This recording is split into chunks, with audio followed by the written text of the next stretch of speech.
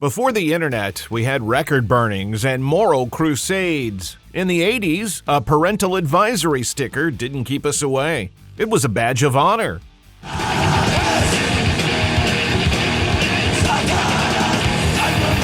Today, we're revisiting the riffs and lyrics that sent parents into a tailspin and put the fear of God into the evening news. This is the sound of the 80s moral panic era, when Satan, sex, and fear all got pinned on rock music.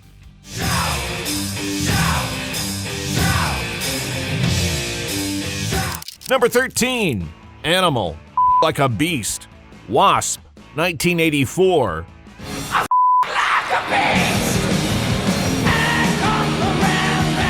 We're kicking things off with the song that became one of the PMRC's most infamous targets. Released in 1984, Blackie Lawless didn't just push the envelope, he shredded it.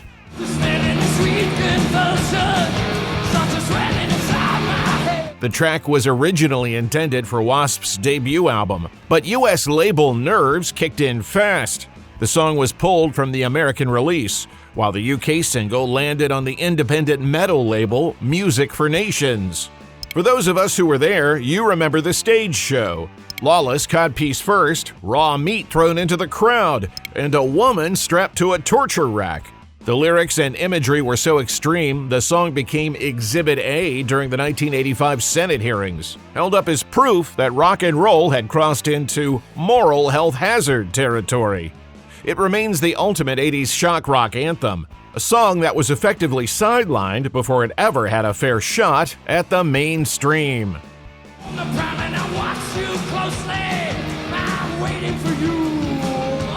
Number 12, High and Dry Saturday Night, Def Leppard, 1981.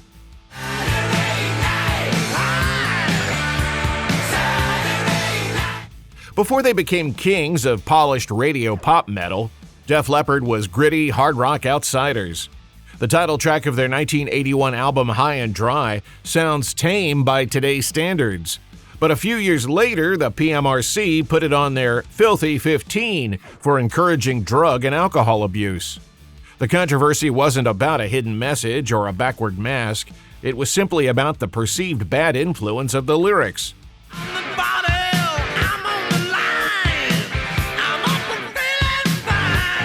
Joe Elliott sang lines like, "I'm drunk, I'm stoned, I'm out of my head," and that was enough. By the mid-80s, even a straight-ahead party song could end up on the wrong side of the moral crusade. The song wasn't trying to change the world, it was just about a wild Saturday night. And in that era, that alone was enough to put a target on your back.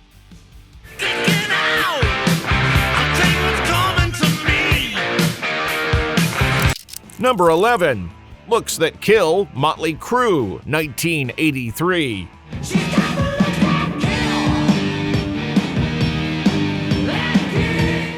Motley Crue enters the list with a Shout at the Devil era cut that helped define what people now remember as the Satanic-panic look. While the song itself is technically about a dangerous woman, the infamous black-on-black pentagram on the Shout at the Devil cover and the band's wasteland Mad Max-styled video imagery had parents convinced the Crue were leading something far darker than a rock band.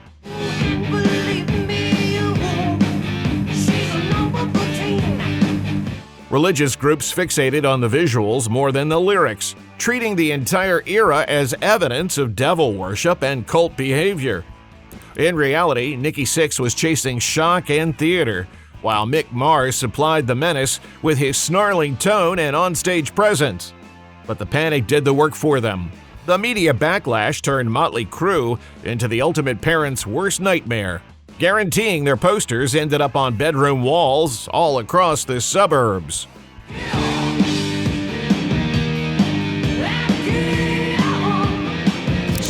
Number 10, Into the Coven, Merciful Fate, 1983.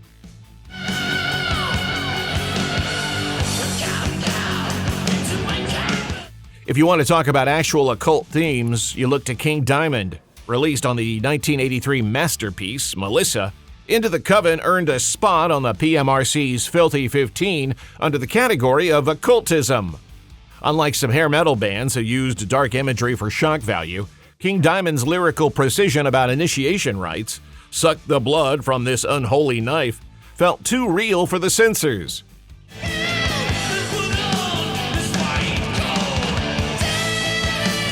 There was no metaphor to hide behind. The song opens with a clean acoustic intro that pulls you in before dropping into a sinister riff. It remains one of the most atmospheric and genuinely unsettling tracks of the era. Proof that Danish metal could still end up on the US Senate's radar. Think those were bad? We're just warming up. We haven't even hit the songs that sparked multi-million-dollar lawsuits or were accused of being literal manuals for crime.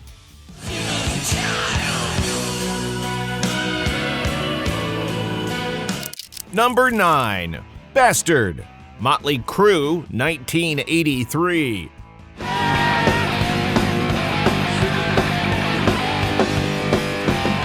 Another entry from the 1983 landmark, Shout at the Devil. Bastard later landed on the PMRC's Filthy 15, singled out for its extreme violence. The lyrics were cited as evidence that heavy metal promoted real-world harm, while critics pointed to the song's brutal language about stabbing and killing. Nikki Sixx has said the track was a release of personal rage aimed at someone in the band's business circle who had burned them early on, but by the mid-'80s, that context didn't matter.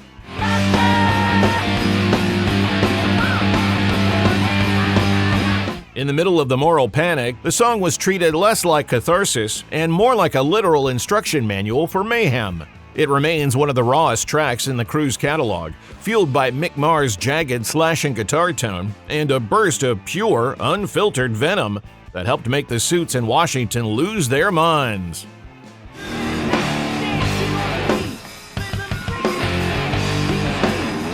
Number 8. Possessed. Venom, 1985.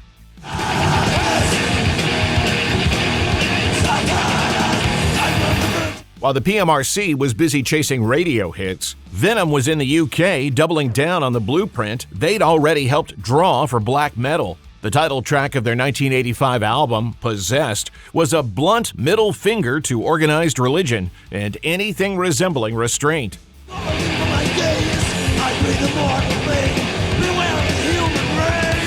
The controversy wasn't just about the lyrics, it was the entire package.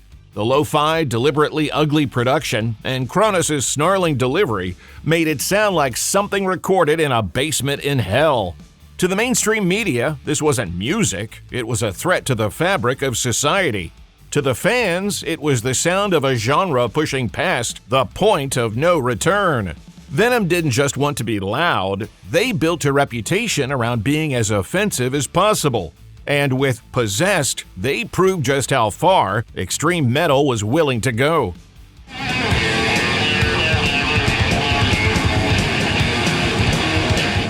Number 7. We're Not Gonna Take It. Twisted Sister, 1984.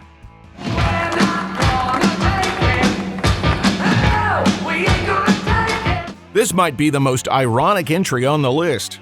This 1984 anthem is a universal song about standing up to authority, yet it still landed Dee Snider in a Senate hearing room in 1985. The PMRC claimed the song promoted extreme violence, pointing directly to the slapstick-heavy music video where a tyrannical father is blasted out of a window in pure cartoon chaos.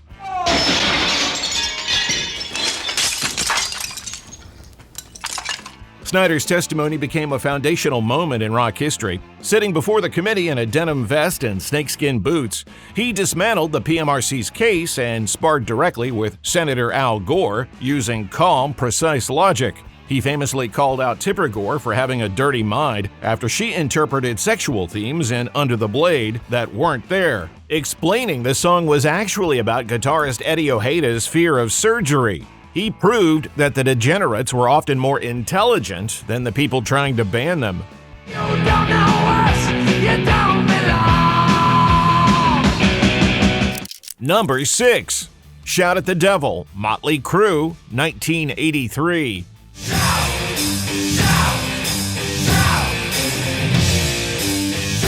The title track of the 1983 album became the epicenter of the 80s devil worship frenzy. Despite Nikki Sixx later clarifying that the song wasn't about literal Satanism, more about pushing back against a perceived enemy, the imagery alone was enough to trigger protests and nationwide backlash.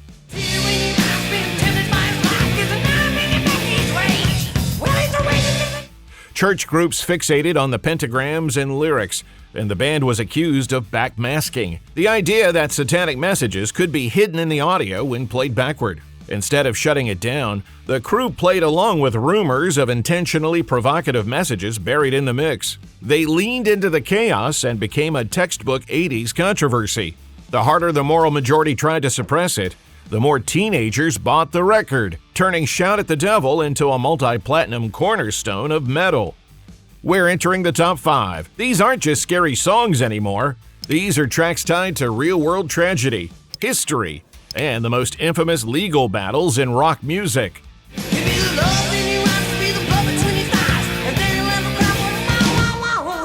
Number 5. Eat Me Alive, Judas Priest, 1984.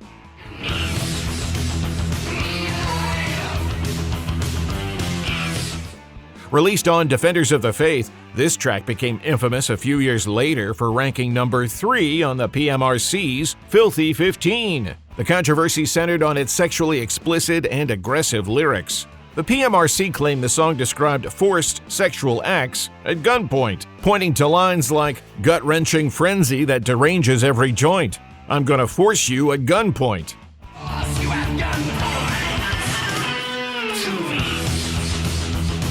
Rob Halford later rejected those literal interpretations, explaining the song was rooted in leather culture fantasy and exaggerated S&M imagery. But in the mid-80s moral panic, that nuance didn't matter. The sheer aggression of the track was enough to make Judas Priest poster boys for corrupting the youth.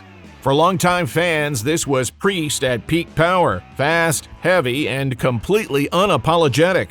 The controversy only helped cement their status as the ultimate defenders of the faith.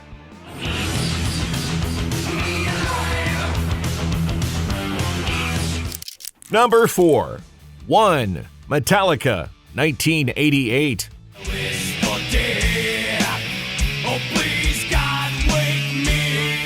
By 1988, Metallica had moved from underground thrash to the top tier of heavy metal. One sparked a very different kind of controversy. Inspired by the 1939 novel Johnny Got His Gun by Dalton Trumbo, the song follows a soldier caught in a wartime blast, left without his limbs or senses, and trapped in a living death. Cut this life off from me, hold my breath as I wait. The music video, Metallica's first, debuted in early 1989 and used footage from the 1971 film adaptation. Its imagery was harrowing enough to spark debate over whether the song was pro-suicide because of the character's plea to die or firmly anti-war. As the track builds, it locks into that infamous machine gun rhythm, driven by relentless downpicking. Unlike the satanic entries on this list, the controversy here came from the reality of war and medical ethics. It proved metal could handle adult themes without relying on shock, even if it made people deeply uncomfortable. I live like this. I can't. Please, no, I can't. I can't. Help me. Somebody help me. Number 3. Angel of Death, Slayer, 1986.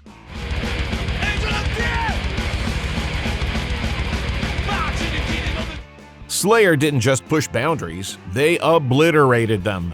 The opening track of 1986, Rain and Blood, produced by Rick Rubin with the band, documents the atrocities of Nazi physician Joseph Mengele at Auschwitz. The song detonates with Tom Araya's legendary opening scream, then plunges into lyrics about human experimentation and surgery without anesthesia.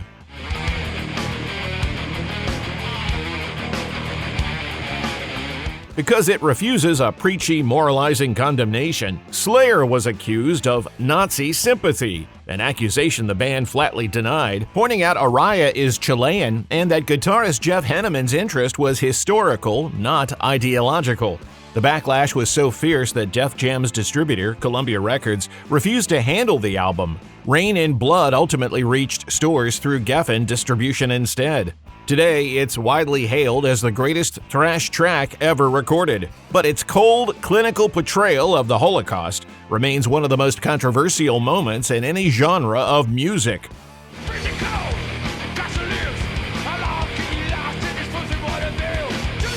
Number 2. Suicide Solution, Ozzy Osbourne, 1980.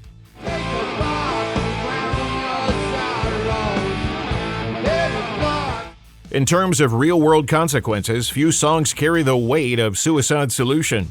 After John Daniel McCollum, 19, died by suicide on October 26, 1984, while listening to Ozzy, his parents sued Osbourne and the CBS side of his record world. They claimed the track contained hidden lyrics and subliminal messages that pushed their son over the edge, down to the infamous "Get the Gun" allegation.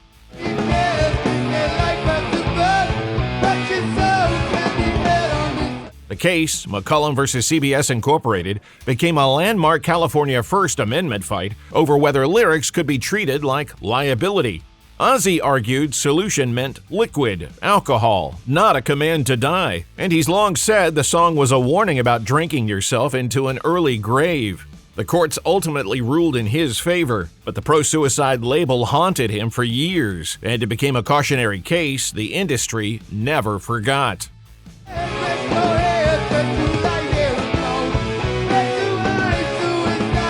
Number 1. One in a Million, Guns N' Roses, 1988.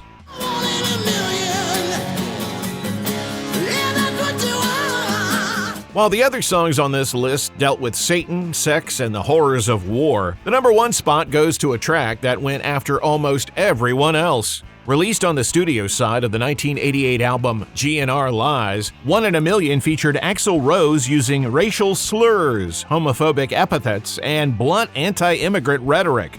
The backlash was immediate and deeply divisive. Unlike the PMRC battles, where fans and musicians usually unified against outside censors, this song split the fan base and the industry from the inside. Immigrants and they make no sense to me. Axl offered multiple explanations over the years, saying he was writing in character, exaggerating for shock, or reflecting the anger of a Midwestern outsider arriving in the jungle of Los Angeles. But for many listeners, the lyrics crossed a line that couldn't be walked back.